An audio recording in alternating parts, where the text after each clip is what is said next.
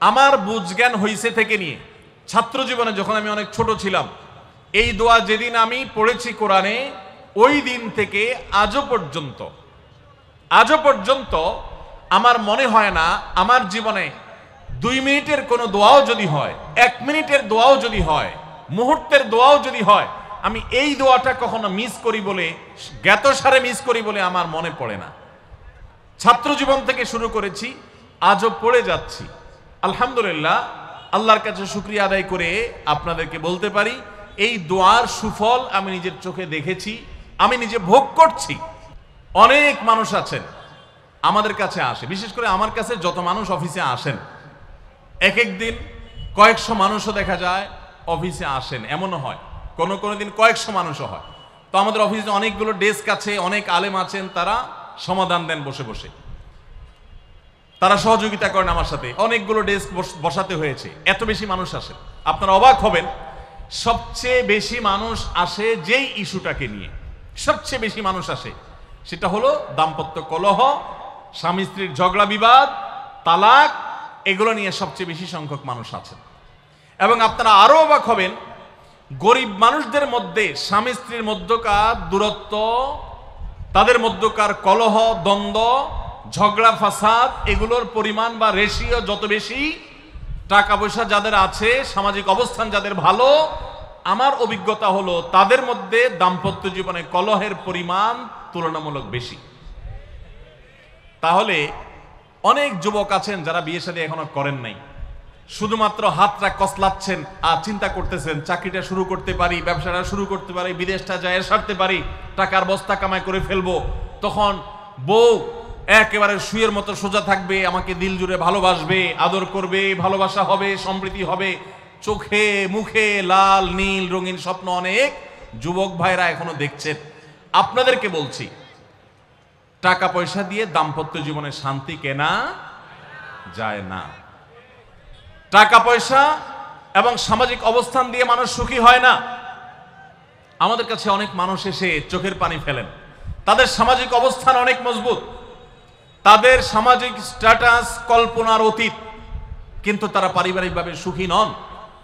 আমানতদারিতার কারণে তাদের প্রাইভেসি রক্ষা করি আমরা, কখনো ইশারাঙ্গিত আমরা তাদের প্রাইভেসি ভঙ্গ হতে পারে সেভাবে বলি না। কিন্তু আমরা রেশিওটা আপনাদের সামনে পেশ করছি এজন্য, আপনারা যারা হাত কসলাচ্ছেন, যারা বেকার যুবক আছেন, যারা স্টুডেন্ট আছেন, যারা মনে করছেন যে টাকা পয়সা কামাই করে বস্তা ভরি, তারপরে আমি বিয়ে শাদী করে ফেললে সুখের সাগরে হাবুডুবু খাবো, আমি এরকম দেশ বিদেশ ঘুরতে থাকবো, এই রঙিন স্বপ্ন যারা দেখছেন তাদেরকে বলছি, বিশ্বাস করুন, সুখের সাথে এই টাকা পয়সা এবং সামাজিক অবস্থানের সম্পর্ক আপনি যতটা আছে মনে করেন, বাস্তবে ততটা নাই।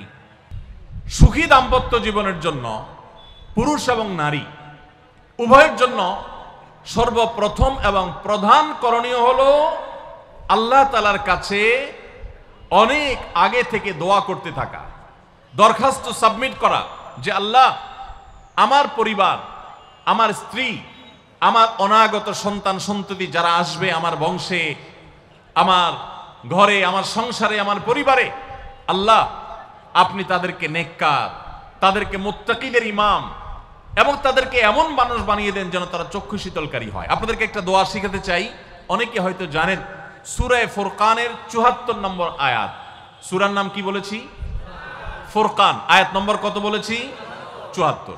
এজন্য আপনাদেরকে আমি বলতে চাই, বিবাহিত হন কিংবা অবিবাহিত হন, আপনার দাম্পত্য জীবনের সুখের জন্য সর্বপ্রথম এবং প্রধান করণীয় হলো এই দোয়া। এর বাইরে আরো সাধারণভাবে আল্লাহ তাআলার কাছে দোয়া করতে থাকা, যেন আল্লাহ তাআলা আপনাকে এমন একজন জীবন সঙ্গী দেন। মা বোনরা দোয়া করবেন জীবন সঙ্গী, আপনারা দোয়া করবেন এমন যেন জীবন সঙ্গিনী দেন, যে জীবন সঙ্গী আপনার চোখ জুড়ানোর মতো হবে। দেখুন, আল্লাহর ভাষা এমন যে এই ভাষা তো অলৌকিক, এটাতে কোনো মানুষের ভাষা নয়। দোয়ার ভাষ্য লক্ষ্য করেন, আল্লাহ শিক্ষা দিচ্ছেন আমাদেরকে, রব্বানা হাবলানা মিন আজওয়াজিনা ওয়া যুররিয়াতিনা কুররাতা আয়ুন, হে আমাদের রব, আমরা আপনার কাছে এমন স্ত্রী চাই, এমন সন্তান চাই, এমন পরিবার চাই, যেই পরিবারের সদস্য, আমার স্ত্রী, আমার সন্তানরা আমার নয়ন জুড়াবে, আমার চোখ জুড়াবে, এরকম মানুষ চাই। একটু ভাষাটা লক্ষ্য করুন। আমরা সাধারণত দোয়া করলে কি চাই? আমরা এক একটা দিক চাই। ধরুন আপনার স্ত্রী মাশাআল্লাহ অনেক সুন্দরী, অপূর্ব সুন্দরী, তিনি আল্লাহ তাআলা তাকে অনেক রূপ লাবণ্য দিয়েছেন, কিন্তু তার যদি চরিত্রটা খারাপ হয়, তাহলে এই স্ত্রীকে আপনার নয়ন জুড়াবে? চোখ জুড়াবে? চক্ষু শীতলকারী হবে? আপনার স্ত্রীর চরিত্র ভালো, দেখতে শুনতেও মাশাআল্লাহ সুন্দর, কিন্তু পড়ালেখা নাই, বুদ্ধিশুদ্ধি নাই, একটু বেকুব কিসিমের, তাহলে কি আপনার চোখ জুড়াবে? ভালো লাগবে? আপনার স্ত্রী শিক্ষা দীক্ষাও আছে, জ্ঞান গরিমায় মাশাআল্লাহ তিনি ভালো, রিচ, সমৃদ্ধ, আবার চেহারা সুন্দর, আবার তার মধ্যে তার চরিত্রের সমস্যা নেই, কিন্তু সমস্যা কি? সমস্যা ধরুন তার ভিতরে এমন রোগ আছে, শারীরিক রোগ, যেই রোগের কারণে আপনার জন্য সেটা বড় কঠিন পরিস্থিতির মুখোমুখি হতে হয়। ধরুন দুরারোগ্য কোনো ব্যাধি আছে, মরণ ব্যাধি আছে, এমন কোন রোগ আছে যেটার কারণে আপনাকেও সাফার করতে হয়, তাহলে এই স্ত্রী কি আপনার চোখ জুড়াবে?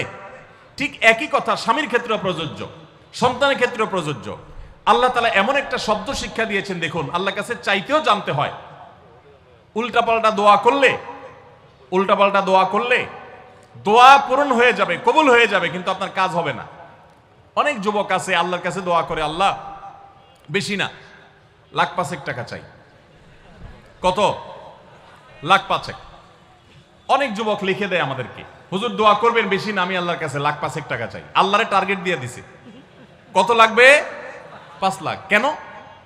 একটা বাইক কিনবে, যুবক মানুষ, রাস্তাঘাটে বাইক ছাড়া চললে ভালো লাগে না, আর একটা ভালো সেট কিনবে, না হলে ফেসবুক স্ট্যাটাস ভালো করে দেওয়া যায় না, ছবি তুলে দেওয়া যায় না। সাইফুল্লাহ ভাই ছবি তুলে দিতে বলছেন না, মাহফিলের ছবি তোলা যায় না। আর কিছু টাকা দিয়ে ছোটখাটো একটা দোকান কিছু একটা করবে, বিয়ে শাদীর ব্যবস্থা করবে, বাস, বেশি কিছু চাই না।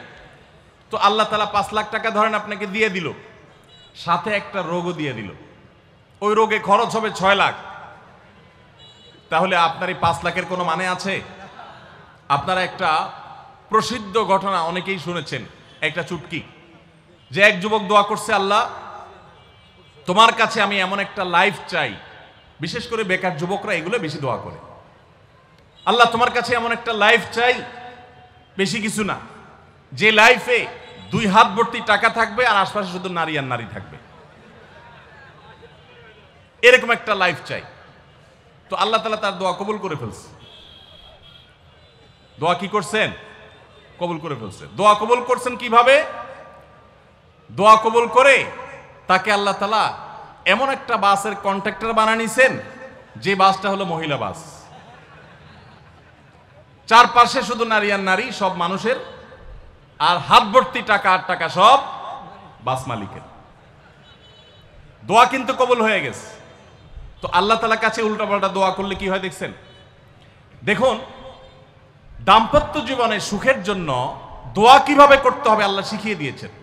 রব্বানা হাব লানা মিন আজওয়াজিনা ওয়া যুররিয়াতিনা কুররাতা আয়ুন, আল্লাহ আমার পরিবারের সদস্যরা যেন এমন হয় যে তাদেরকে দেখলে আমার নয়ন জড়িয়ে যাবে। অর্থাৎ নয়ন জোড়াতে হলে সব দিক থেকে পারফেক্ট হতে হবে, সব দিক থেকে ভালো হতে হবে, তখনই তো দিল জোড়াবে।